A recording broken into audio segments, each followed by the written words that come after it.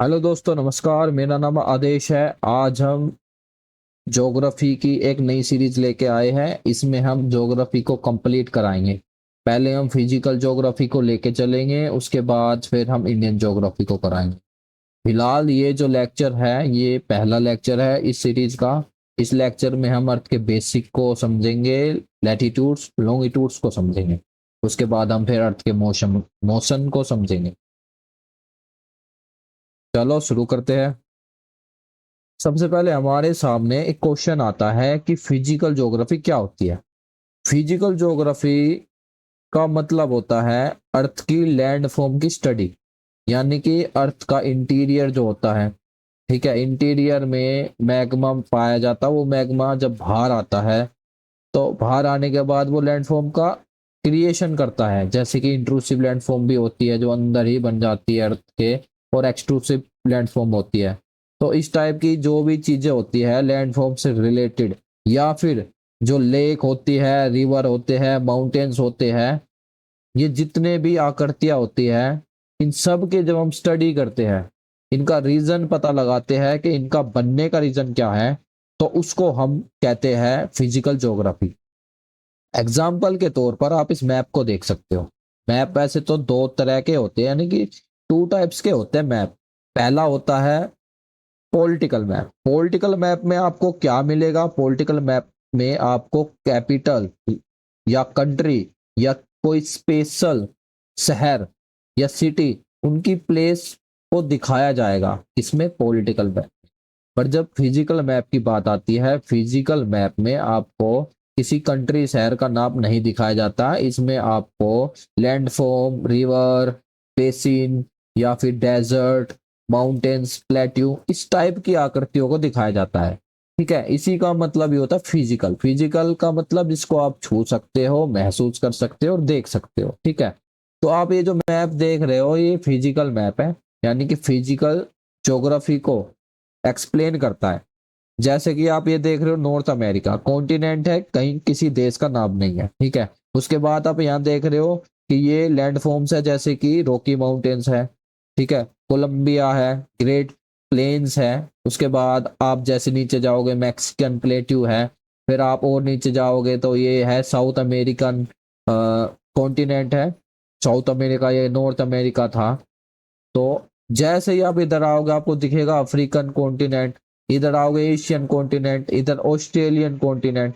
तो ये सब आपको जितनी भी आकृतियां दिख रही है, फिजिकल ज्योग्राफी का पार्ट है। इसके अंदर आप और ज्यादा डिटेल में जाओगे तो आपको दिखेगा Kimberley Plateau, Great Sandy Desert, Great Victoria Desert. ठीक है, आपको लेक दिखाई देगी जैसे नाइल हो, सॉरी रिवर दिखाई देगी जैसे नाइल हो गई, उसके बाद नाइजर हो गई। ठीक है, इधर देखोगे आप तो दिखेगी आपको अमेजोन, ऊपर जाओगे कोलंबिया रिवर दिखेगी। ठीक है, तो मैं इतना कहना चाहता हूँ, ये जितनी भी चीजें इस मैप में दिख रही है, इन चीजों का जब हम अध्ययन करेंगे गहराई से, तो उसको ही हम बोलेंगे फिजिकल ज्योग्राफी। क्लियर है ना? आगे चलते हैं। अब फिजिकल ज्योग्राफी को हम तीन वर्ड से एक्सप्लेन कर सकते हैं। पहला होता है जियोमॉर्फोलॉजी। जियोमॉर्फोलॉजी वही है, अर्थ की लैंडफॉर्म से रिलेटेड है, यानी कि अर्थ के अंदर का जो भी हिस्सा है, जिसके अर्थ के अंदर कितनी लेयर होती है। अर्थ के अंदर तीन लेयर होती है, उन तीन लेयर में उनकी कंपोजिशन कैसे होती है, कौन सा मिनरल पाया जाता है उनके अंदर। जैसे जितनी नीचे जाओगे उतना हार्ड मेटल मिलेगा, आयरन मिलेगा। जितने ऊपर जाओगे आप अर्थ के, तो उतना ही आपको हल्का मेटल मिलेगा, या फिर आपको सिलिका की मात्रा अधिक मिलेगी। ठीक है, तो इन चीजों की जब हम अर्थ के लेयर की स्टडी करते हैं और उसके अंदर जो मैग्मा है उसकी स्टडी करेंगे कि मैग्मा बाहर कैसे आता है, किस रीजन से आता है, और जो ऊपर की जो प्लेट है ये कैसे मूवमेंट करती है। तो सभी चीजों को मिलाकर जब हम इनकी स्टडी करेंगे तो उसको बोलेंगे जियोमॉर्फोलॉजी। ठीक है, क्लियर है? आगे चलते हैं। अब आता है हमारे सामने, एक सेकेंड, अब आता है हमारे सामने क्लाइमेटोलॉजी एंड मेट्रोलॉजी। इसका मतलब होता है जब हम क्लाइमेट की स्टडी करते हैं। क्लाइमेट की स्टडी कैसे की जाती है? विंड के पैटर्न के आधार पर। सबसे पहले हम देखेंगे कि विंड का पैटर्न क्या होता है, नॉर्थ पोल पे क्या है, साउथ पोल पे क्या है, इक्वेटर पर क्या है। ठीक है, उसके बाद हम देखेंगे कि उसका विंड का मूवमेंट कैसे होता है, क्योंकि बिगर विंड के मूवमेंट के पता लगाए हम क्लाइमेट के बारे में कुछ भी इंफॉर्मेशन कलेक्ट नहीं कर सकते। ना कुछ जान सकते कि क्लाइमेट में चेंज क्यों होता है, को जो विंड है उनका मूवमेंट किस दिशा में होता है, इसका पता लगाने के लिए जो भी चीजें होती है वो हम इसमें देखते हैं, क्लाइमेटोलॉजी एंड मेट्रोलॉजी में। ठीक है, इसमें हम क्या पढ़ते हैं, वेदर पैटर्न पढ़ते हैं, लॉन्ग टर्म्स क्लाइमेट पढ़ते हैं, उनके ट्रेंड पढ़ते हैं, एटमोस्फेरिक प्रेशर यानी कि एटमोस्फेरिक प्रोसेस को देखते हैं। फिर आ जाता है ओशियनोलॉजी। ओशियनोलॉजी में हम क्या करेंगे, इसमें हम देखते हैं ओशियन के अंदर जो लैंडफॉर्म बन रही है। ठीक है, एक तो कॉन्टिनेंट के ऊपर जो लैंडफॉर्म बन रही थी वो हम देख रहे थे जियोमॉर्फोलॉजी में।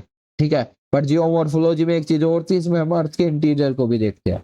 इसमें क्या है, इसमें इंटीरियर तो इसमें आ ही जाता है, बट हम इसमें इंटीरियर के साथ साथ क्या करते हैं, हम ओशियन के ऊपर जैसे मिड ओशियन रीजेस बनते हैं, ओशियन के अंदर आइलैंड कैसे बनते हैं, ठीक है, ओशियन की प्लेट कैसे मूवमेंट करती है, कौन सा ओशियन कहाँ पे है, ओशियन की जो स्ट्रीम्स है, जो पानी की धाराएं है, ये कैसे मूवमेंट करती है, जैसे कि डेंस कम डेंस की तरफ मूवमेंट करती है या ज्यादा डेंस की तरफ मूवमेंट करती है। इन सब चीजों की जब हम स्टडी करेंगे तो उसको बोलेंगे उसको बोलेंगे हम ओशियनोलॉजी। आगे चलते हैं। अब हमारे सामने एक क्वेश्चन आता है कि अर्थ का शेप क्या है। ठीक है, हमने ये तो देख लिया कि अर्थ जो है गोल है। ठीक है, हम बचपन से सुनते आ रहे हैं अर्थ गोल है, बट रियलिटी क्या है, अर्थ गोल नहीं है। अर्थ का एक अपना एक शेप है। ठीक है, जैसे आपको यहाँ जितने भी शेप दिख रहे हैं ना, ये सर्कल है, इसको स्पेरोइड कहते हैं, ये है स्क्वायर, ये ट्राइंगल है, ये एलिप्सॉइड है, इन सब का अपना एक शेप है। ये जो भी शेप है ये साइंटिस्टों के द्वारा स्टडी के आधार पर दिया गया, मतलब इनकी स्टडी की गई मैथमेटिकल आधार पर, उसके बाद इनका जो नाम है इनके आकार पर निकल कर आया है। ऐसे ही अर्थ का एक अपना एक अलग नाम है जो एक अलग स्टडी के माध्यम से निकल कर आया। इस स्टडी को हम क्या कहते हैं, जियोडेसी। आ गया ना समझ में। जियोडेसी का मतलब होता है, जियोडेसी एक स्टडी है, इस स्टडी के माध्यम से हम अर्थ के शेप की गणना करते हैं। ठीक है, देखो जियोडेसी के आधार पर दो नाम निकल के आते हैं, पहला होता है एलिप्सॉइड, दूसरा होता है जियोइड। ये जो आपको इधर दिख रहा है ना, इसका मतलब होता है स्पेरोइड। इस पे तो हम लगाते थे कांटा, क्योंकि स्पेरोइड का मतलब होता है गोल, और अर्थ रियलिटी में गोल नहीं है। अर्थ कैसी है, अर्थ ऐसी दिखती है। और जब हम अर्थ पे से इस ओशन को रिमूव कर देंगे तो अर्थ कुछ ऐसी दिखाई देगी। ठीक है, क्लियर हो गया।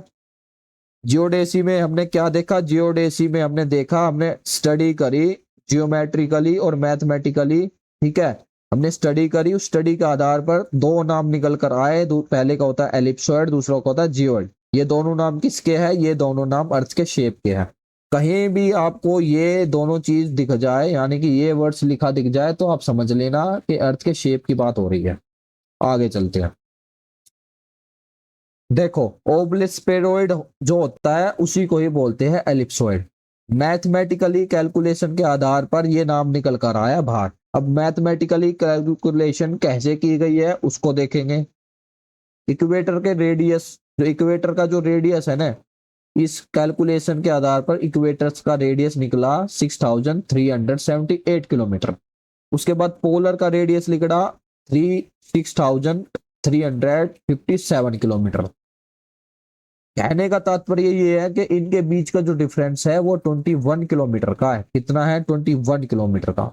मतलब ये जो आप इक्वेटर देख रहे हो, इक्वेटर क्या होता है, अगर हम अर्थ के बीचों बीच से एक लाइन, यानी कि उसके सरफेस पे से एक लाइन निकालते हैं ऐसे, उसको बोलते हैं सेंटर से, बिल्कुल सेंटर से, तो उसको हम बोलते हैं इक्वेटर। ठीक है, अब इक्वेटर पर जो चौड़ाई है इक्वेटर की वो इतनी है 6378 किलोमीटर, जो इतनी ज्यादा है इस वाले रेडियस से। यहाँ रेडियस की बात हो रही है। ठीक है, डायमीटर की बात नहीं हो रही। डायमीटर होता है सरफेस के ऊपर से, ये रेडियस है, मतलब बिल्कुल बीचों बीच से, इधर से बिल्कुल बीचों बीच से, अर्थ के अंदर से। ठीक है, तो इतना सा है कि अर्थ का ये वाला जो हिस्सा है ना, ये इस वाले हिस्से से ज्यादा चौड़ा है, जिस कारण इसका नाम पड़ा ओबलेट स्पेरोइड। अब स्पेरोइड का मतलब होता है गोल, ओबलेट का मतलब होता है अगर इस किसी गोल चीज को ऊपर और नीचे से ऐसे धसा देते हैं, मतलब फ्लैट कर देते हैं, तो वो बन जाता है ओबलेट। तो इन दोनों को मिलाकर ये नाम निकल कर आता है ओबलेट स्पेरोइड। ठीक है, अब आगे चलते हैं। ये देखो, earth is flattened at the pole and bulged at the equator. मतलब अर्थ जो है वो पोल से फ्लैट है और बल्ज कहां से है, इक्वेटर से। अब आता है हमारे सामने नेक्स्ट, इसमें क्या है, जियोइड। अब मॉडर्न साइंटिफिक स्टोरी यानी कि मॉडर्न साइंटिफिक स्टडी के आधार पर क्या है, ये जो ट्रू फिजिकल शेप है ना, उसको इसको बोला जाता है, जियोइड को बोला जाता है। इसमें क्या होता है, इसमें जब हम अर्थ से ओशन को हटा देते हैं तो अर्थ का जो नेचुरल शेप है ना वो कुछ ऐसा दिखाई देता है। ठीक है, इसके कारण बहुत सारे होते हैं, जैसे कि एलिवेशन होता है, ग्रेविटी होता है और जियोडेसी होता है। जब हम इन सब चीजों की स्टडी करते हैं, उस स्टडी के आधार पर पता लगाते हैं कि ये जो है ये शेप कैसे आया, तो उसको बोलते हैं हम, क्या बोलते हैं, जियोडेसी। ठीक है, इस जियोडेसी से कौन से नाम निकल कर आए थे, एलिप्सॉइड और जियोइड। एलिप्सॉइड को एक और नाम से हम जान रहे थे, क्या था, ओबलेट स्पेरोइड। आगे चलते हैं। अब हमने ये तो देख लिया अर्थ का शेप कैसा है। ठीक है, अब हम देखेंगे अर्थ का ये जो शेप है ये ऐसा क्यों है। इसके पीछे एक फोर्स आती है, इस फोर्स को बोलते हैं सेंट्रीफ्यूगल फोर्स। अब सेंट्रीफ्यूगल फोर्स क्या होती है, सेंट्रीफ्यूगल फोर्स वो फोर्स होती है, यानी कि वो बल होता है जो केंद्र से बाहर की तरफ लगने वाला होता है। ये उस जगह लगता है जब आप किसी चीज को घुमाते हो, किसी गोल चीज को जब घुमाओगे या कोई गोल चीज जब घूमेगी तो एक बल लगता है केंद्र से बाहर की तरफ। जैसे ये केंद्र है, यहाँ से बाहर की तरफ एक बल लगेगा, ये क्या करेगा, इस वाले एरिया को, ये जो आपको दिख रहा है ना, ये इसको बाहर की तरफ फैलाएगा, यानी कि बल्ज करेगा। तो क्या होगा, ये वाला जो एरिया है ये ऊपर और नीचे वाले एरिया के कंपैरिजन में ज्यादा चौड़ा हो जाएगा। यहां से आप देख सकते हो, ये जो आपको एक झूला दिख रहा है, जब हम इस झूले को घुमाएंगे तो इसके नीचे जितने भी लोग थे वो इसके बिल्कुल पैरेलल हो जाएंगे। ठीक है, आगे चलते हैं। अब नेक्स्ट टॉपिक आता है लॉन्गिट्यूड और लैटिट्यूड्स का। अब हमारे सामने सबसे पहले क्वेश्चन आता है कि हमें लैटिट्यूड्स और लॉन्गिट्यूड्स की कहाँ जरूरत पड़ती है। तो मैं आपको ये बता दूं कि मान लेते हैं आपको किसी एक कंट्री के किसी एक शहर के अंदर की लोकेशन का पता लगाना है किसी व्यक्ति का, तो आप कैसे पता लगाओगे, वहां आपको जरूरत पड़ती है लॉन्गिट्यूड लैटिट्यूड्स की। बट लॉन्गिट्यूड्स एंड लैटिट्यूड्स को आप लॉन्गिट्यूड लैटिट्यूड्स कहकर नहीं बुलाते, बताता हूं। पहले तो ये देख लेते हैं कि लॉन्गिट्यूड लैटिट्यूड्स क्या है। ये जो आपको हॉरिजेंटली लाइनें दिख रही है ना, ये ऐसे है जो, इनको बोलते हैं लैटिट्यूड्स। मतलब जो लाइनें लेटी हुई है, याद कैसे रखना है, लेटी हुई लाइनें लॉन्गिट्यूड्स, सॉरी लेटी हुई लाइनें लैटिट्यूड्स। दोबारा से देखो, ये जो हॉरिजेंटली लाइनें है ना, इनको बोलते हैं लैटिट्यूड्स, मतलब जो लेटी हुई है। और जो लंबी लाइनें है ना, ऊपर से नीचे की तरफ या नीचे से ऊपर की तरफ, ये होती है वर्टिकली लाइनें। वर्टिकली लाइनों को बोलते हैं लॉन्गिट्यूड्स। क्या बोलते हैं, लॉन्गिट्यूड्स। मतलब जो लाइनें लेटी हुई है वो लैटिट्यूड्स है, जो लाइनें लंबी है वो लॉन्गिट्यूड्स है। क्लियर हो गया ना। अब हम एक एक करके दोनों को देखेंगे।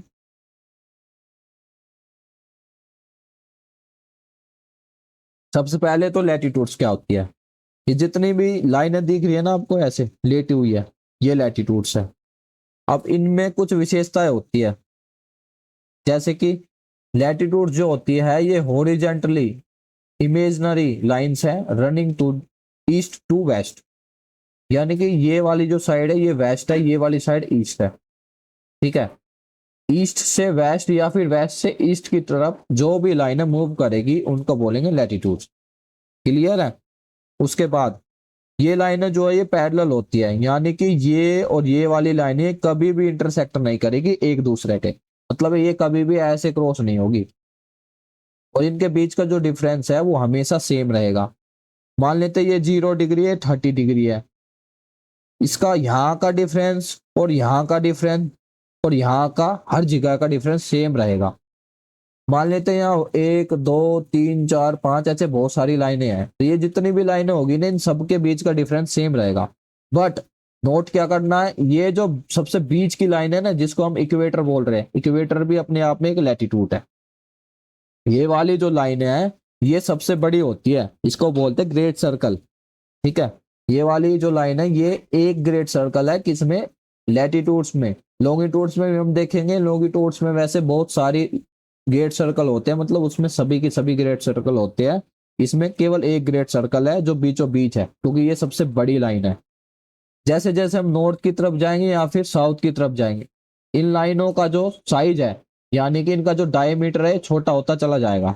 दोबारा सुनो, इन लाइनों के बीच का जो डिफरेंस है ये हमेशा सेम रहेगा, पैरेलल रहेगी लाइनें, बट इनके लाइनों का जो साइज है यानी कि डायमीटर है ये छोटा होता जाएगा जैसे नॉर्थ की तरफ जाओगे या साउथ की तरफ जाओगे, मतलब पोल की तरफ जाने पे इनका साइज छोटा होगा। उसके बाद ये मदद यानी कि इन लाइनों की जरूरत हमें कहाँ पड़ती है, एक तो पहले तो हमें पड़ रही थी लोकेशन का पता लगाने में, दूसरी हमें पड़ती है जोन का पता लगाने के लिए। जैसे कि जोन होते हैं, ये जो आप 30 डिग्री और 30 डिग्री के बीच में देख रहे हो ना, इसको बोलते हैं हम वो ट्रॉपिकल जोन। उसके बाद 30 डिग्री से 60 डिग्री के बीच में जो जोन है ना, इसको बोलते हैं टेम्परेट जोन। ऐसे ये हमारा पोलर जोन है। इधर भी पोलर जोन है, इधर भी सेम ही होता है, जैसे ऊपर होता है ना ऐसे ही नीचे सेम होता है। आगे चलते हैं। ये देखो इस डायग्राम के माध्यम से देख सकते हो, ये 0 डिग्री इक्वेटर है यानी सबसे बीच का लैटिट्यूड्स है। इस बीच वाले लैटिट्यूड्स के ऊपर का जितना भी हिस्सा है इसको बोला जाएगा नॉर्दर्न हेमिस्फेयर। क्या बोला जाएगा? Northern hemisphere. उसके बाद जो नीचे वाला हिस्सा है इसको बोला जाएगा साउदर्न हेमिस्फेयर। क्या बोला जाएगा? Southern hemisphere. उसके बाद इक्वेटर के जैसे हम 23.5 यानी कि 23.5 डिग्री ऊपर जाएंगे तो वहां से जो लाइन जा रही है इसको बोलते हैं ट्रॉपिक ऑफ कैंसर। इक्वेटर के जब हम 23.5 डिग्री नीचे की तरफ आते हैं तो ये होती है ट्रॉपिक ऑफ कैप्रिकॉर्न। दोबारा सुनो, इक्वेटर के 23.5 डिग्री ऊपर हमने देखी थी कैंसर की लाइन, 23.5 डिग्री नीचे देखी थी कैप्रिकॉर्न की लाइन, ठीक है। और 23.5 डिग्री से हम ऊपर जाएंगे यानी कि 66.5 तो मिलेगा हमें आर्टिक सर्कल। ये जो सबसे ऊपर वाला सर्कल है ना, ये जो पोल पे है यानी कि पोल के पास है, इसको बोलेंगे आर्टिक सर्कल। ऐसे हमें जो नीचे वाला मिलेगा इसको बोलेंगे एंटार्क्टिक सर्कल। अब आ जाते हैं हम लॉन्गिट्यूड्स पर। एक बार दोबारा रिवाइज करा देता हूं। लैटिट्यूड्स का मतलब था लेटी हुई लाइनें, और लैटिट्यूड जो थी वो पैरेलल थी एक दूसरे के, कभी भी इंटरसेक्ट नहीं होती थी। जैसे हम नॉर्थ की तरफ जा रहे थे या फिर साउथ की तरफ आ रहे थे, जो लैटिट्यूड थी उनके बीच का जो डिफरेंस था वो सेम था, बट उनका जो डायमीटर था यानी कि जो साइज था लाइनों का वो क्या हो रहा था, वो कम होता जा रहा था। बट एक चीज वो छोड़ दी हमने, देखो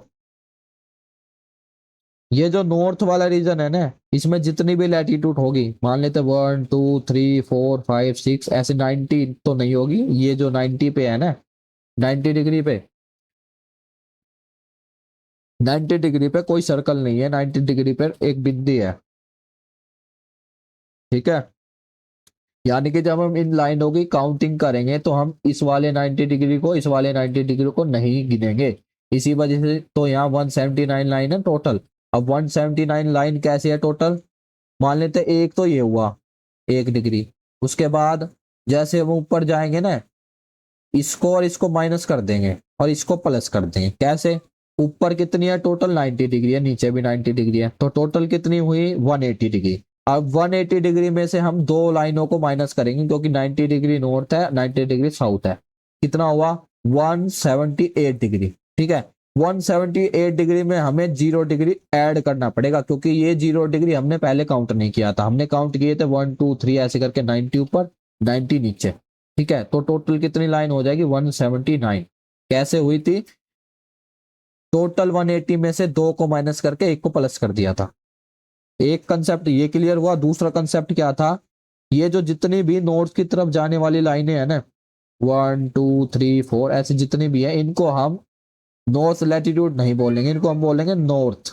मान लेते 1 डिग्री है यहाँ पे ऐसे लैटिट्यूड, तो इसको क्या बोला जाएगा या क्या लिखा जाएगा? इसको लिखा जाएगा 1 डिग्री नॉर्थ। मान लेते हैं 30 डिग्री है तो इसका लिखा जाएगा 130 डिग्री नॉर्थ। ये 60 है तो कैसे लिखेंगे? 30 डिग्री नॉर्थ, ठीक है। अब ये जो साउथ वाली लैटिट्यूड है इनको कैसे लिखेंगे? मान लेते हैं 1 डिग्री 2 डिग्री 3 डिग्री ऐसे है। मान लेते हैं यहाँ 15 डिग्री निकल रही है तो हम लिखेंगे 15 डिग्री नॉर्थ। जैसे ये 30 है तो 30 डिग्री, सॉरी नॉर्थ नहीं था, 15 डिग्री साउथ, ठीक है। उसके बाद जैसे और आगे जाएंगे 20 डिग्री आ जाएगा तो लिखेंगे 20 डिग्री साउथ। तो ऐसे जितनी भी लाइनें हैं ना इनको हम डिनोट करेंगे, यानी कि इनको हम बुलाएंगे साउथ के नाम से, जो साउथ हेमस्फेयर में है। जो नॉर्थ हेमिस्फेयर में है इनको हम बुलाएंगे नॉर्थ के नाम से। किसको बुलाएंगे? लैटिट्यूड्स को। ऐसे जब हम लॉन्गिट्यूड्स पर जाएंगे तो हम लॉन्गिट्यूड्स को कहेंगे वेस्ट और ईस्ट, उसको हम आगे देखेंगे। देखो हमने देखी थी हॉरिजेंटली लाइनें, हॉरिजेंटली का मतलब ये वाली लाइनें, ये क्या थी? लैटिट्यूड्स यानी कि लेटी हुई। अब हम देखेंगे लॉन्गिट्यूड्स लाइन, लॉन्गिट्यूड्स का मतलब ऊपर से नीचे की तरफ जो आ रही है या नीचे से ऊपर की तरफ आ रही है। जितनी भी लंबी लंबी लाइनें हैं ये ऐसे, इनको कहेंगे लॉन्गिट्यूड्स। अब लॉन्गिट्यूड्स जो है इसमें क्या क्या विशेषताएं होती है? इनका जो डिफरेंस होता है ना ये इक्वेटर पर सबसे ज्यादा होता है। जैसे आप पोल पर जाओगे ये डिफरेंस कम होता चला जाएगा। हमने लैटिट्यूड्स में देखा था डिफरेंस सेम था बट पैरेलल भी थी, पर जैसे जैसे हम ऊपर और नीचे आ रहे थे इनका डायमीटर कम हो रहा था। इसमें उल्टा है, इसमें क्या होगा? इनका जो डायमीटर है ना, यानी कि इनका जो आकार साइज है लाइनों का सबका सेम है, क्योंकि ये पूरी की पूरी अपने आप में ग्रेट सर्कल है। ये ऐसे घूमती है और उधर से घूमकर वापिस आ जाती है, पूरा का पूरा एक सर्कल है। ऐसे सभी का आकार एक है, बट इनमें डिफरेंस क्या है? इनका जो ये है यानी कि गैप है बीच का, इनका जो डिफरेंस है ये सेम नहीं है। ओनली इक्वेटर पर सबसे ज्यादा है। जैसे जैसे ऊपर जाओगे इनका जो डिफरेंस है, इनके बीच में जो गैप है वो कम होता चला जाएगा। जैसे आप पोलर पर जाओगे या इक्वेटर से नीचे साउथ की तरफ आओगे जब भी ये कम होता चला जाएगा। ठीक है, सिंपल सी बात है। इनका जो डिफरेंस है वो सेम नहीं है और ये इंटरसेक्ट होती है। वो क्या थी? वे पैरेलल थी, यानी कि दो लाइन कभी भी एक दूसरे से टकरा नहीं रही थी। इसमें क्या होगा? ये जैसे ही पोल पर जाएगी ये इंटरसेक्ट हो जाएगी। ये तो दो इनमें डिफरेंस हो गए। देखो डेफिनेशन भी देख सकते हो आप। Longitude is the angular distance of A point east से वेस्ट की तरफ, यानी कि ये ईस्ट है ये वाला, ये वेस्ट है। ईस्ट से वेस्ट या वेस्ट से ईस्ट की तरफ जो भी हम डिफरेंस 1 2 3 ऐसे करके जितनी भी लाइनों का डिफरेंस देख रहे हैं ना, हम इसको बोलते हैं हम क्या? लॉन्गिट्यूड्स।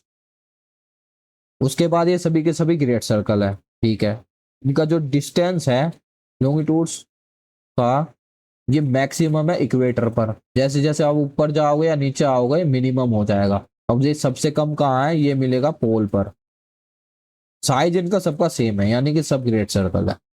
अब एक चीज और आ जाती है, लॉन्गिट्यूड जो है ये मदद करता है किसमें? टाइम कैलकुलेशन में। लैटिट्यूड्स मदद कर रहा था किसमें? लैटिट्यूड्स मदद कर रहा था उसमें क्लाइमेट में, क्लाइमेट जोन का पता लगाने में। ठीक है, यानी कि क्लाइमेट जो चेंज होते हैं उसमें लैटिट्यूड्स मदद करते हैं, क्योंकि उसमें जोन थे, क्या थे?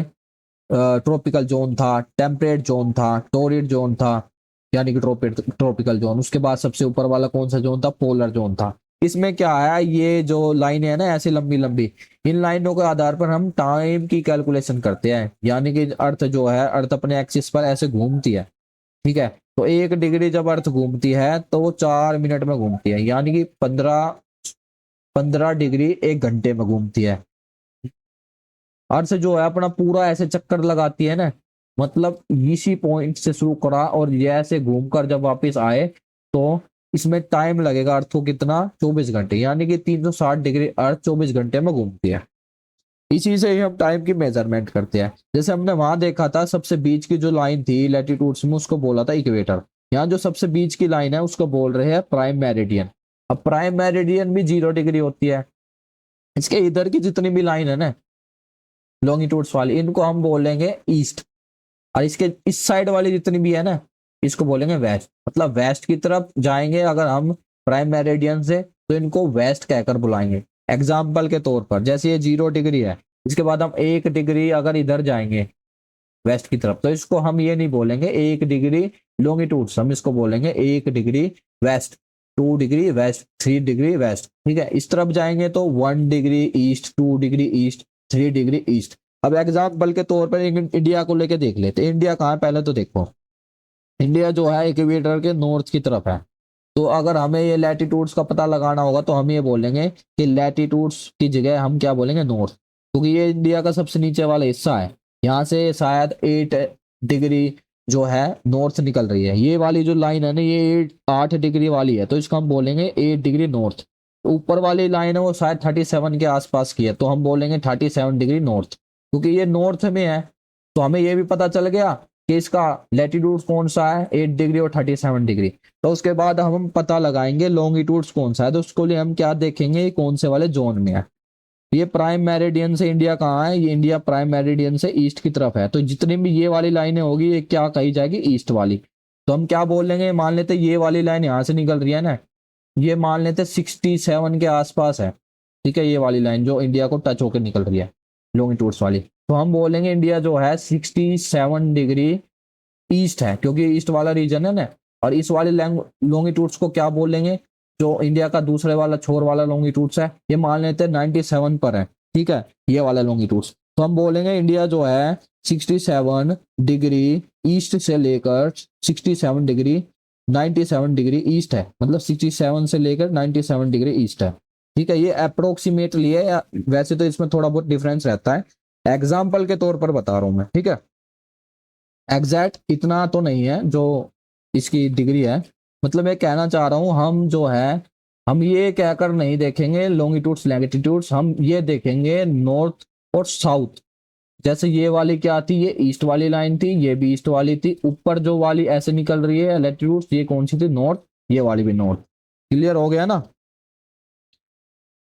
अब प्राइम मेरिडियन का क्या है, प्राइम मेरिडियन से इंडिया जो है, इंडिया के बीच से जो लाइन निकल रही है ना, जो इंडिया का स्टैंडर्ड टाइम है, ये वर्ल्ड का स्टैंडर्ड टाइम है प्राइम मेरिडियन वाला। इंडिया का जो स्टैंडर्ड टाइम है वो 82 डिग्री के आसपास है, ठीक है। तो हम अब प्राइम मेरिडियन कहाँ कहाँ से होकर निकलती है, ये तो बहुत इंपॉर्टेंट क्वेश्चन है, ये पीसीएस में पूछ लिया जाता कभी कभार। देखो प्राइम मेरिडियन जो है, जिसे हम कहते हैं ग्रीनविच, ये लंदन से होकर निकलती है, ठीक है। रॉयल ऑब्जर्वेटरी है कहाँ पे, ग्रीनविच में, लंदन के अंदर। इट क्रॉस 3 कॉन्टिनेंट, यानी कि ये 3 कॉन्टिनेंट से होकर निकलती है, Europe, Africa, Africa and Antarctica. और 8, यानी कि 3 कॉन्टिनेंट और 8 कंट्रीज से होकर निकलती है। उसमें कंट्रीज में कौन कौन सी है, United Kingdom, France, Spain, Algeria, Mali, Burkina Faso, Togo, Ghana. जो आप नीचे वाली कंट्री देख रहे हो ना, ये अफ्रीका के वेस्ट कोस्ट में पड़ती है, ये भी इंपॉर्टेंट है। जहाँ लैटिट्यूड्स और लॉन्गिट्यूड्स इंटरसेक्ट होती है, यानी कि ऐसे क्रॉस होती है ना, वो अफ्रीका के वेस्ट कोस्ट में मिलने वाली gulf of Guinea, gulf of गियाना। कहाँ है, अफ्रीका के वेस्ट कोस्ट में गल्फ ऑफ गियाना, ठीक है, जहां इंटरसेक्ट हो रही है ऐसे लॉन्गिट्यूड लैटिट्यूड्स। अभी आप ये जो सामने डायग्राम देख रहे हो ना, ये सबसे इंपॉर्टेंट चीज है, क्योंकि इस टाइप के क्वेश्चन बहुत बार पूछ लिए जाते हैं। क्वेश्चन क्या आएगा, अगर हम ये जो आपको दिख रहा है ना, इसको बोलते हैं इंटरनेशनल डेट लाइन, वो ये 180 डिग्री पे है। देखो जैसे ये प्राइम मेरिडियन थी ना, ये 0 डिग्री थी, इसको बिल्कुल अपोजिट में जो लाइन मिलेगी ना, वो ये वाली लाइन है, इसको बोलेंगे इंटरनेशनल डेट लाइन। अब ये ऐसे जिग जैक में क्यों है, पहले तो ये जान लेते हैं। इसका जिग जैक का होने का मतलब ये है, ये दिन और एक, मतलब दिन, एक दिन और दूसरे दिन के बीच की जो लाइन होती है ना, वो है, मतलब यहाँ संडे है, मतलब यहाँ मंडे है तो यहाँ संडे है।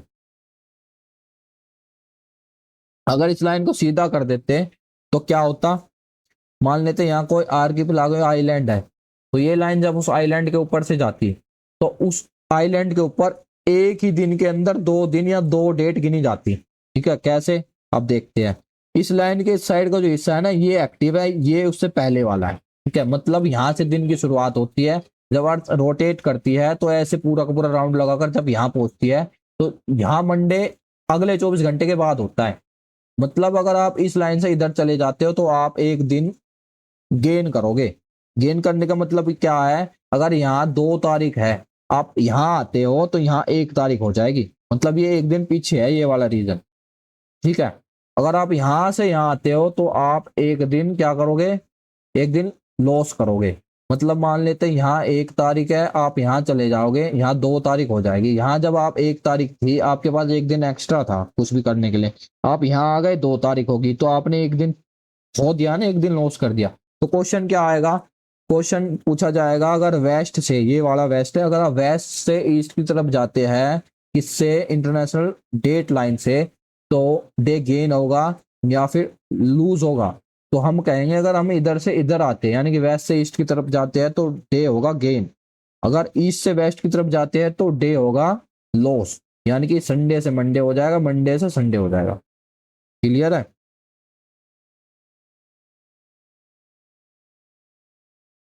ये जो लाइन है पैसिफिक ओशियन से निकल रही है, और ये जो आप रीजन देख रहे हो ये अलास्का है, ये रसिया है, मतलब अलास्का और रशिया के बीच से निकल रही है, और इसको बोलते हैं बेरिंग स्टेट। ये वाली जो संधि है ना, जल संधि, इसको बोलते हैं बेरिंग स्टेट। अब आ जाते हैं इंडियन के स्टैंडर्ड टाइम पे। जैसे हमने प्राइम मेरिडियन देखी थी, प्राइम मेरिडियन के आधार पर पूरे वर्ल्ड का टाइम जोन सेट किया जाता है, ऐसे इंडियन स्टैंडर्ड टाइम है ना, हमारे देश में भी, हमारे देश के यानी कि इंडिया के बीच में जो लॉन्गिट्यूड्स का गैप है ना वो अप्रोक्सीमेटली 30 डिग्री का है। तो इस हिसाब से तो भारत में बहुत सारे जोन बनाने पड़ेंगे क्योंकि इनके बीच में डिफरेंस है। ये वाला जो हिस्सा है ना, इससे लेकर गुजरात के बीच में जो जितने भी लैटिट्यूड है इनकी कैलकुलेशन करेंगे, इसका टाइम आता है ये 1 घंटा 45 मिनट का। जो शायद मैंने जब ग्रीनविच का और इंडिया के बीच में डिफरेंस बता रहा था उस टाइम मैंने बोल दिया था 1 घंटा 45 मिनट, तो उसको देख लेना, वो 1 घंटा 45 मिनट नहीं है, वो 5.5 घंटे का डिफरेंस है दोनों के बीच में। ठीक है, चलो अब इस पे आ जाते हैं। इंडियन स्टैंडर्ड मेरिडियन, यानी कि इंडियन स्टैंडर्ड मेरिडियन जो है वो 82.5 डिग्री पर है। 82.5 डिग्री का मतलब इसको हम क्या बोलेंगे बताओ अब, 82.5 यानी कि 82/2 क्या है ये पहले तो बताओ। ये है लॉन्गिट्यूड। अब इसको लॉन्गिट्यूड तो नहीं कहेंगे, क्या कहेंगे इसको, पहले हम देखेंगे इंडिया कहाँ पे है। इंडिया जो है वो प्राइम मेरिडियन के ईस्ट की तरफ है, तो हम क्या बोलेंगे इसको, इसको बोलेंगे 82.5 ईस्ट। ठीक है, ये जितनी भी लाइनें होगी ये सारी की सारी ईस्ट होगी, और ये जितनी लाइनें होगी ये सारी की सारी नॉर्थ होगी। तो इंडिया को हम, इंडिया की लोकेशन को हम कैसे बोलेंगे, हम बोलेंगे इंडिया जो है 8 डिग्री नॉर्थ, 8 डिग्री नॉर्थ से 37 डिग्री नॉर्थ तक है। उसके बाद 68 डिग्री ईस्ट से 97 डिग्री ईस्ट है। इनके बीच का जो डिफरेंस है वो आएगा 39 से 30, सॉरी 29 से 30, 29 से 30 के आसपास। ठीक है, अब हमारे सामने एक चीज और आती है। ठीक है, मोस्टली क्वेश्चन कैसे पूछा जाएगा, ये पूछा जाएगा, एक तो ये पूछा जाएगा कि इंडिया का जो स्टैंडर्ड टाइम है ना वो ग्रीनविच से कितना है, आगे है पीछे है क्या है, तो हम बताएंगे 5.5 मिनट जो है हम आगे है किससे, ग्रीनविच से। यानी कि अगर हमें ग्रीनविच का टाइम दिया जाता है तो हम उसमें से 5.5 घंटे जो है ये माइनस करेंगे जब हमें पता चलेगा इंडिया का टाइम क्या है। उसके पास हम देखते हैं कि ये जो हमारा हमारा जो इंडियन स्टैंडर्ड मेरिडियन है ये कहाँ कहाँ से होकर निकलता है। ये जो है 5 स्टेट से होकर निकलता है। पहला जो स्टेट है वो है यूपी यानी कि उत्तर प्रदेश, दूसरा मध्य प्रदेश, फिर आता है छत्तीसगढ़, फिर उड़ीसा, फिर आंध्र प्रदेश। ठीक है, 5 स्टेट से होकर निकलता है। पहला स्टेट कौन सा है, उत्तर प्रदेश, मध्य प्रदेश, छत्तीसगढ़, उड़ीसा और आंध्र प्रदेश। ठीक है, आगे चलते हैं, इसके बारे में हम बात कर चुके हैं पहले ही। ये क्या है, नॉर्थ है, जितनी भी लाइनें हैं, यानी कि इंडिया कहाँ है, 8 डिग्री नॉर्थ से लेके 37 डिग्री नॉर्थ। ये क्या है, 68 डिग्री ईस्ट से लेके 97 डिग्री ईस्ट तक। इनके बीच का जो डिफरेंस होगा वो कितना होगा, ये होगा 2933 किलोमीटर का। और जब हम लैटिट्यूड्स की बात करें, लॉन्गिट्यूड्स की बात करेंगे तो लॉन्गिट्यूड्स में कितना डिफरेंस होगा, ये होगा 3214 किलोमीटर। ठीक है, मतलब ये वाला जो हिस्सा है ना इंडिया का, यानी कि इंडिया की जो चौड़ाई है वो कम है, इसकी लंबाई ज्यादा है। इसकी चौड़ाई कितनी है, 2933, लंबाई कितनी है, 3214। मोशन का मतलब होता है अर्थ का रोटेशन एंड रेवोल्यूशन, यानी कि अर्थ के दो टाइप के मोशन होते हैं, एक अर्थ अपने ही एक्सिस पर रोटेट होती है ऐसे, दूसरा अर्थ रेवोल्यूशन करती है इसका सन का, यानी कि सन की परिक्रमा करती है। देखते हैं आगे, ये आप जो ये वाला देख रहे हो पाथ, ये वाला रास्ता, इसको बोलते हैं रेवोल्यूशन यानी कि परिक्रमण। जब कोई भी पिंड यानी भी कोई भी प्लेनेट हो, कुछ भी हो, वो जब सन की ऐसे परिक्रमा करता है तो उसको बोलते हैं रेवोल्यूशन। तो अर्थ क्या कर रही है, अर्थ परिक्रमण कर रही है, यानी कि रेवोल्यूशन कर रही है किसका, सन का। उसके बाद जब कोई चीज अपने एक्सिस पर घूमती है, मान लेते हैं अर्थ अपने एक्सिस पर घूमेगी। अर्थ क्या है, एंटी क्लॉकवाइज घूमती है अपने एक्सिस पर। एक्सिस का मतलब क्या होता है, ये आभासी एक लाइन या पाइप है जिसके माध्यम से हम ये देखते हैं कि अर्थ कैसे घूम रही है। मान लेते हैं जो लट्टू है, लट्टू जब घूमता है तो लट्टू कील पर घूमता है। कील क्या है, उसका एक्सिस है। ऐसे ही एक आभासी, हमने आभासी पिलर या फिर कोई पाइप हमने अर्थ के अंदर से निकाल दिया है, ठीक है, रियलिटी में नहीं है वो। क्यों निकाला, बस ये देखने के लिए अर्थ कैसे घूम रही है। तो अर्थ उसके आधार पर जब घूमती है ना, तो हम उसको बोलते हैं एक्सिस। अर्थ क्या है, अर्थ टिल्ट है। एक तो टिल्ट का मतलब होता है झुकी हुई है 23.5 डिग्री पर, और ये घूमती है एंटी क्लॉकवाइज। इसको पूरा घूमने में, यानी कि 360 डिग्री घूमने में कितना टाइम लगता है, इसको लगता है 24 घंटे। इसके बारे में पहले बात कर चुके हैं कि अर्थ जो है 1 डिग्री 4 मिनट में घूमती है और 15 डिग्री 1 घंटे में घूमती है। अब हम चलते हैं आगे।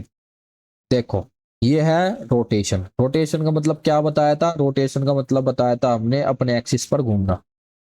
अर्थ जब अपने एक्सिस पर घूमती है, इसका परिणाम क्या होता है, इसका परिणाम होता है 24 घंटे के अंदर एक बार दिन होता है, एक बार रात होती है। मतलब जो हिस्सा सन के तरफ होगा वहां रोशनी डायरेक्ट पड़ेगी, ठीक है, वहां दिन हो जाएगा। जब ये पीछे वाला हिस्सा आगे की तरफ आ जाएगा तो इस वाले हिस्से में रात हो जाएगी, इसमें दिन हो जाएगा। इसको हम बोलते हैं रोटेशन। अब रोटेशन के कारण, ठीक है, रोटेशन के कारण क्या होता है, एक लाइन बनती है, यानी कि दिन और रात के बीच में एक लाइन बनती है, जिस लाइन के आधार पर हम देखते हैं कि एक तरफ तो दिन है, एक तरफ रात है, ठीक है। इस लाइन को हम क्या बोलते हैं, इल्यूमिनेशन। ऐसी टर्मोलॉजी बहुत बार पूछ ली जाती है, टर्मोलॉजी का हमें पता नहीं होता तो हम क्वेश्चन भी सोल्व नहीं कर पाते। जैसे कि ये क्या है, इल्यूमिनेशन। इल्यूमिनेशन का मतलब होता है वो रेखा जो दिन और रात को बांट दे। अब रेवोल्यूशन की हमने पहले बात करी थी ना, ये, हाँ, ये होता है रेवोल्यूशन। अब रेवोल्यूशन में क्या होता है, अर्थ जो है 365 दिन और 6 घंटे में एक चक्कर लगाती है सन का पूरा, ऐसा सूर्य का पूरा चक्कर लगाती है 365 दिन और 6 घंटे। मोस्टली हमें क्या पता होता है, 365 दिन में अर्थ ऐसे सन का चक्कर यानी कि सूर्य का चक्कर लगाती है, बट लोग इग्नोर कर देते हैं 6 घंटे को। या अब ये 6 घंटे हम ऐड नहीं करते। अब क्या करते हैं इनका, हम इन 6 घंटे को 4 साल तक ऐड करते हैं। उसके बाद 4 साल का मतलब 4 बार ऐड होगा तो बनेगा 24 घंटे। 24 घंटे का मतलब एक दिन। तो हम क्या करेंगे, आज मतलब मान लेते हैं आज है, आज कोई भी साल है, तो आज से 4 साल बाद हम क्या करेंगे, 4 बार इसको ऐड करके एक दिन बना देंगे। तो इसके बाद जो आज से 4 साल बाद का जो साल आएगा उसमें हम एक दिन को ऐड कर देंगे, इसको हम बोलेंगे लीप ईयर। और ये जो एक दिन होगा ये ऐड कहाँ होगा, फरवरी में। जहाँ फरवरी 28 दिन की होती है वहां फरवरी अब 29 दिन की होगी। अब पता चल गया लीप ईयर कैसे बनता है। अब हम आ जाते हैं सीजन्स पर। रेगुलेशन जैसे हमने देखा था, रोटेशन, रोटेशन क्या कर रहा था, दिन को रात में, रात को दिन में परिवर्तित कर रहा था, ठीक है। और उसमें हमें मदद, उसमें हमें क्या चीज दिख रही थी, उसमें हम दिख रहे थे लैटिट्यूड्स, यानी कि सॉरी लॉन्गिट्यूड्स, ऐसे वाली लाइनें, वर्टिकली लाइनें। जब हम सीजन की बात करते हैं तो इसमें मदद करती है ये वाली लाइनें, यानी कि ये जो लेटी हुई लाइनें है, लैटिट्यूड्स, ठीक है। तो हम एक एक करके इनको देख लेंगे, ठीक है। सबसे पहले आता है विंटर सोलिस्टिक। विंटर सोलिस्टिक क्या होता है, अर्थ जो है अपने एक्सिस पर टिल्ट है, यानी कि झुकी हुई है। झुकी हुई का मतलब कभी तो वो सन की तरफ झुक जाती है, कभी वो सन के अपोजिट डायरेक्शन में झुक जाती है। देखो, अभी अपोजिट डायरेक्शन में है झुकी हुई है, ये सन के डायरेक्शन में झुकी हुई है। ऐसा क्यों होता है, क्योंकि अर्थ जो है, अर्थ इसी पोजिशन में रहेगी। ये क्या करेगी, ऐसे जैसे जैसे रोटेट करेगी एंटी क्लॉकवाइज, यानी कि घूमेगी, परिक्रमा लगाएगी। तो अब अर्थ यहाँ है, तो जब हम यहाँ पहुंचेगी तो वो कुछ ऐसी दिखेगी, यानी कि सन की तरफ झुकी भी नहीं है, यानी कि ये किसी की भी तरफ नहीं झुक रही, सन के फॉरवर्ड भी नहीं है और इनवर्ड भी नहीं है, यानी कि सन के अपोजिट भी नहीं है और सन के ये मतलब दूसरी तरफ भी नहीं झुक रही है। जैसे और आगे जाएगी ये, ठीक है, तो अब क्या होगा, यही पोजीशन थे ना, यहाँ देखो, पोजीशन हमेशा सेम रहेगी अर्थ की। पर क्या हुआ जब ये यहाँ ऐसे घूम कर आई तब क्या हुआ, ये जो सन के बिल्कुल डायरेक्ट यानी कि सन के बिल्कुल सामने, सन के बिल्कुल सेम डायरेक्शन में फॉरवर्ड में झुक गई।